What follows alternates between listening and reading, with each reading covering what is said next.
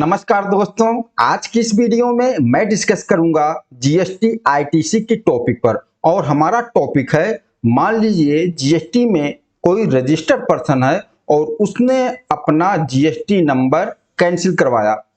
दोस्तों, इस केस में अगर उसके पास स्टॉक बचा हुआ है, कैपिटल गुड्स बचा हुआ है और उसका जो आईटीसी है उसका क्या ट्रीटमेंट होगा जीएसटी में, जो आईटीसी इलेक्ट्रॉनिक क्रेडिट लेजर में है उसका क्या ट्रीटमेंट होगा। दोस्तों, क्या इस केस में कैश लेजर से भी पेमेंट करने की जरूरत पड़ सकती है। दोस्तों, इस टॉपिक पर बिल्कुल प्रैक्टिकल एग्जांपल के साथ मैं एक एक पॉइंट डिस्कस करूंगा और यह बहुत इंपॉर्टेंट है, प्रैक्टिकल लाइफ में भी इसका बहुत यूज होता है। और इस ट्रीटमेंट के लिए हमें देखना होगा जीएसटी सेक्शन 18 सब सेक्शन 4। दोस्तों, इस सेक्शन में इसका ट्रीटमेंट बताया गया है, जिसमें क्रेडिट को हमें रिवर्स करना पड़ेगा, आईटीसी का रिवर्सल होगा, पेमेंट होगा। तो इस पूरे मैटर को एक एग्जाम्पल के साथ, प्रैक्टिकल एग्जाम्पल के साथ, दोस्तों इस वीडियो को देखने के बाद आपको कुछ याद करने की जरूरत नहीं है। किस तरीके से मैंने आपके लिए प्रेजेंटेशन नोट तैयार किया है विथ एग्जाम्पल, कि सेक्शन 18 सब सेक्शन 4 आपके दिमाग में फीड हो जाएगा।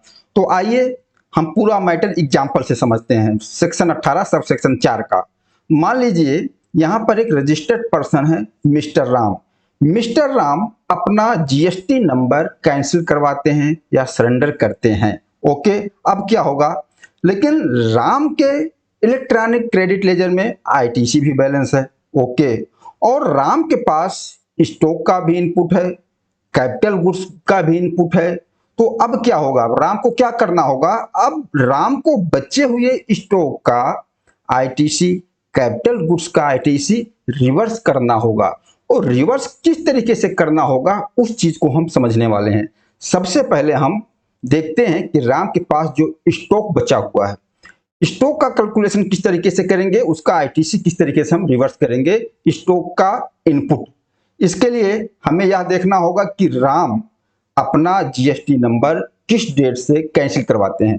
तो हमने देखा कि 1 अप्रैल 24 को जीएसटी नंबर कैंसिल होता है राम का। 1 अप्रैल 2024 से जीएसटी नंबर कैंसिल करवाते हैं।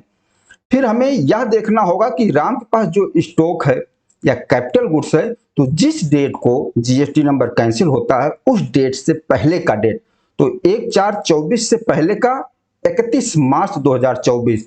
तो 31 मार्च 2024 को जो भी इनपुट या कैपिटल गुड्स का इनपुट बचा होगा उसको रिवर्स करना होगा। किस तरीके से, तो सबसे पहले हम स्टॉक का ही इनपुट रिवर्स करते हैं। तो चलिए, राम का स्टॉक का इनपुट रिवर्स करना है। अब स्टॉक का इनपुट का मतलब हो गया कि आपके पास जो भी स्टॉक है वह किसी भी रूप में हो, चाहे रॉ मटेरियल हो, फिनिश गुड्स हो, सेमी फिनिश गुड्स हो, किसी भी रूप में आपके पास स्टॉक है तो उसका आईटीसी रिवर्स करना होगा। अब आईटीसी इसका रिवर्स किस तरीके से होगा, आपने जो भी स्टॉक परचेज किया था, स्टॉक को परचेज करते समय आपने उसका आईटीसी क्लेम किया था और उसमें से जो स्टॉक बचा हुआ है उससे रिलेटेड जो आईटीसी है उसी को रिवर्स करना है। आइए एक प्रैक्टिकल एग्जांपल देखते हैं। मान लीजिए राम ने 5/1/24 को परचेज किया था स्टॉक। इनका बिजनेस था टेबल का, टेबल सेल करते हैं, परचेज करते हैं, तो उन्होंने टेबल परचेज किया था। इनका स्टॉक टेबल है। कितना टेबल परचेज किया था, 500 पीस टेबल परचेज किया था 1000 पर पीस के हिसाब से। इसकी टैक्सेबल वैल्यू 5 लाख थी और इस पर इन्होंने 18% के हिसाब से 90,000 जीएसटी पेमेंट किया था। तो जब ये 500 पीस स्टॉक परचेज किया राम ने, तो 90,000 जो जीएसटी पेमेंट किया यह इनका आईटीसी हो गया।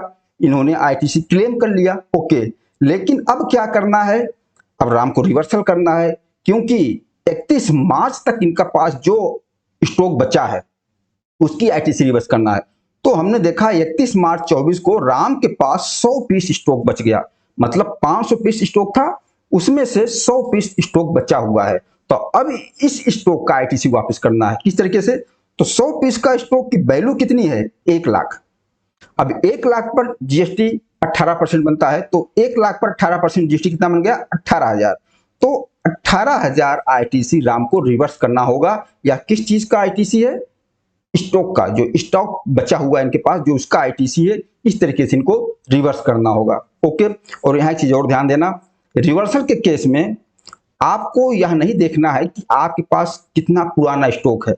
क्लेम करते समय हमें बताया जाता है कि 1 साल से पुराना स्टॉक होगा तो आप उसकी आईटीसी नहीं ले पाओगे। यहाँ आपको आईटीसी रिवर्स करना है तो यहाँ पर कितना भी पुराना स्टॉक क्यों ना हो, 1 साल पुराना हो, 2 साल पुराना हो, 3 साल पुराना हो, अगर आपका स्टॉक सेल नहीं हुआ और आप जीएसटी नंबर सरेंडर कर रहे हो, कैंसिल कर रहे हो, स्टॉक बचा हुआ है और उसका आईटीसी आपने क्लेम किया था, तो आपको आईटीसी रिवर्स करना होगा। यहाँ एक चीज और क्लियर करना, अगर आप जो आईटीसी रिवर्स कर रहे हो, जो स्टॉक बचा हुआ, अगर आप बोलते हो कि आपके पास उसकी इनवॉइस नहीं है, तो भी कोई दिक्कत नहीं है, फिर भी आपको आईटीसी रिवर्स करना है। इनवॉइस नहीं है तो किस तरीके से, तो जो स्टॉक बचा हुआ है उस करंट टाइम में हम उसका फेयर मार्केट वैल्यू देखेंगे और उस वैल्यू पर कितना जीएसटी बनता है, उस हिसाब से आपको आईटीसी रिवर्स करना है। तो सीधी सी बात है, रिवर्सल के केस में अगर आप अपना जीएसटी नंबर बंद कर रहे हो, कैंसिल करवा रहे हो, अगर स्टॉक बचा हुआ तो आपको आईटीसी रिवर्स करना पड़ेगा अगर आपने पहले क्लेम किया था परचेज के टाइम। ओके, यह तो क्लियर हो गया कि स्टॉक का आईटीसी किस तरीके से रिवर्स होगा। ओके, अब दूसरा केस हम देख लेते हैं। मान लीजिए राम के पास कैपिटल गुड्स भी है, तो कैपिटल गुड्स का आईटीसी किस तरीके से रिवर्स करना है, उसको भी हम एग्जांपल से देखते हैं।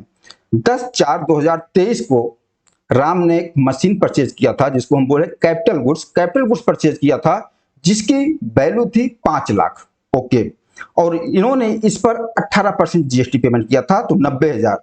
तो इस कैपिटल गुड्स के परचेज के टाइम राम ने 90,000 आईटीसी क्लेम कर लिया।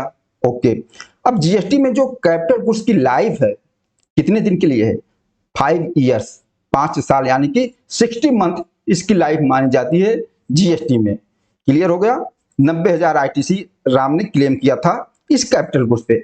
अब राम अपना जीएसटी नंबर कैंसिल करवा रहे हैं और इनको 31 मार्च 24 तक जो भी इनके पास बचा हुआ है स्टॉक या कैपिटल गुड्स का, उसको रिवर्स करना है। तो स्टॉक का तो हमने देख लिया, अब कैपिटल गुड्स में कैसे देखा जाएगा, तो कैपिटल गुड्स में आईटीसी रिवर्स करने के लिए बताया गया है कि जैसे 60 मंथ इसकी लाइफ है, तो यह देखा जाएगा कितने मंथ आपने यूज किया, कितने मंथ आपने उस कैपिटल गुड्स को यूज किया।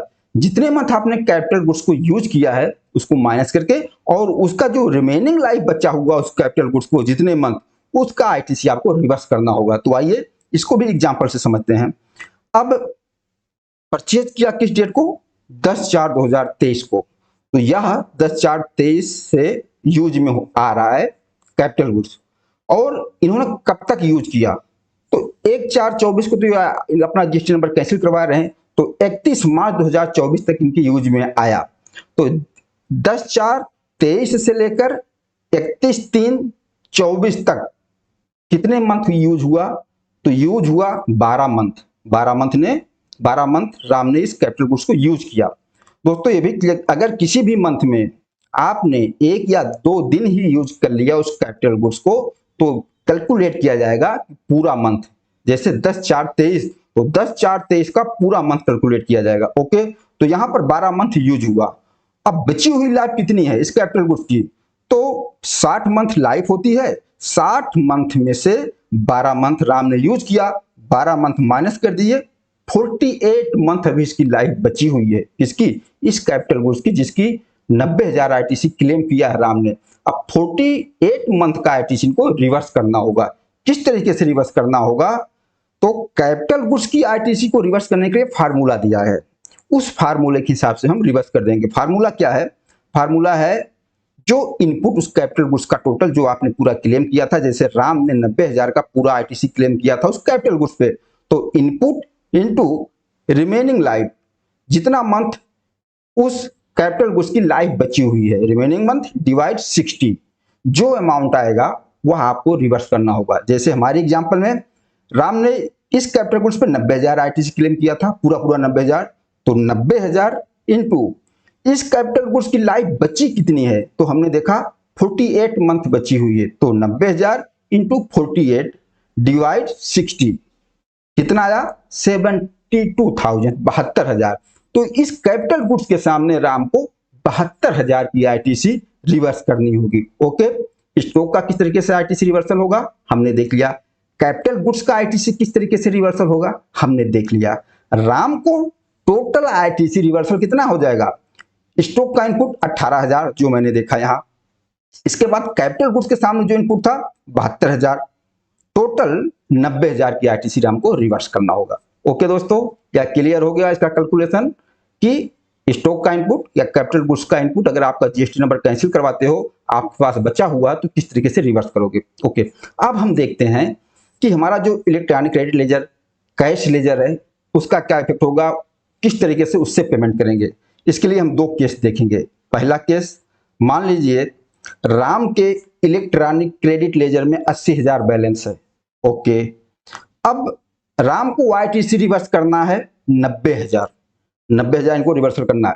अब यहां ध्यान देना, जो रिवर्सल होगा 90,000 यह आउटपुट लायबिलिटी बनाकर और इसका पेमेंट किया जाएगा। DRC 03 से भी हम इसका पेमेंट करेंगे। अब 90,000 तो लायबिलिटी है इनकी, 90,000 का पेमेंट करना है, मतलब जो रिवर्सल करना 90,000, और इनके इलेक्ट्रॉनिक क्रेडिट लेजर में 80,000 बैलेंस है। तो ये इस रिवर्सल का पेमेंट करने के लिए 80,000 का बैलेंस यूज करेंगे अपने इलेक्ट्रॉनिक क्रेडिट लेजर का। तो 90,000 तो पेमेंट करना है, इसमें से इन्होंने इलेक्ट्रॉनिक क्रेडिट लेजर का बैलेंस 80,000 यूज कर लिया। ओके, फिर भी 10,000 की लायबिलिटी बच गई। अभी 10,000 राम को पेमेंट करना होगा। अभी ये 10,000 कहां से पेमेंट कर देंगे, ये 10,000 अपने कैश लेजर से पेमेंट करेंगे। ओके, यह मैटर क्लियर। अब दूसरा केस देख लेते हैं। मान लीजिए राम के इलेक्ट्रॉनिक क्रेडिट लेजर में 1 लाख बैलेंस बचा हुआ है, 1 लाख क्रेडिट लेजर में बैलेंस है, और राम को आईटीसी रिवर्स करना है 90,000, मतलब 90,000 का आईटीसी राम को पेमेंट करना है। तो 90,000 का पेमेंट करने के लिए इनके पास तो 1 लाख ईसीएल में बैलेंस है इलेक्ट्रॉनिक में, तो अपना इलेक्ट्रॉनिक क्रेडिट लेजर का बैलेंस यूज कर लेंगे। तो 1 लाख जो इलेक्ट्रॉनिक क्रेडिट लेजर में बैलेंस है उसमें से इनको 90,000 पेमेंट ही करना है, रिवर्सल करना है, तो 90,000 रिवर्सल कर दिया। फिर भी इनके इलेक्ट्रॉनिक क्रेडिट लेजर में 10,000 बैलेंस बच गया।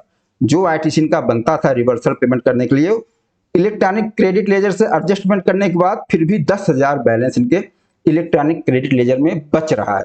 अब ये 10,000 क्या होगा, तो ये 10,000 बैलेंस लैप्स हो जाएगा, आपको नहीं मिलने वाला है, खत्म। ये 10,000 का बैलेंस लैप्स हो जाएगा। ओके, यह चीज क्लियर हो गया। अब इसके बाद दोस्तों आपको जीएसटी पोर्टल पर क्या एक्टिविटी करनी है। जीएसटी पोर्टल पर आपको ARN नंबर मिलेगा। जब इस प्रोसेस को आप अप्लाई करोगे तो आपको ARN नंबर मिलेगा।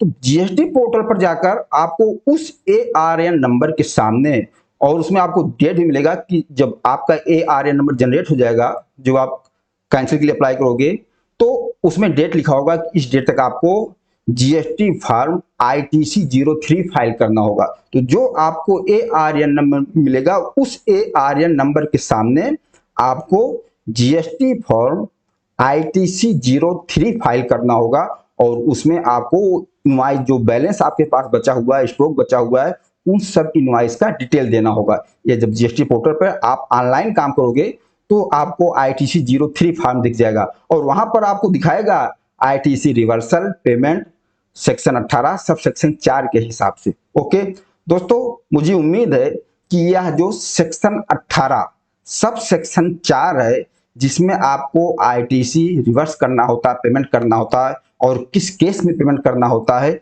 यह पूरी तरीके से आप समझ गए होंगे। मुझे उम्मीद है कोई डाउट भी नहीं बचा होगा, जिस तरीके से मैंने एग्जाम्पल के साथ आपके सामने एक्सप्लेन किया। तो दोस्तों, जीएसटी से रिलेटेड सभी टॉपिक पर हमारे चैनल पे वीडियो अपलोडेड है, और बिल्कुल सिंपल तरीके से हिंदी नोट के साथ, प्रैक्टिकल एग्जाम्पल के साथ, सेक्शन वाइज। अगर आपको डिटेल में समझना है जीएसटी को तो हमारे चैनल पे बहुत सी वीडियो अपलोड हो, आप देख सकते हो। और इसी तरीके से आपके लिए हम जीएसटी से रिलेटेड, इंपोर्ट ऑफ गुड्स से रिलेटेड, टैली अकाउंटिंग से related practical video regular upload करते रहेंगे। बाकी आप लोग बताना यह वीडियो आप लोगों को कैसा लगा, अच्छा लगा हो लाइक कर देना। नमस्कार, धन्यवाद।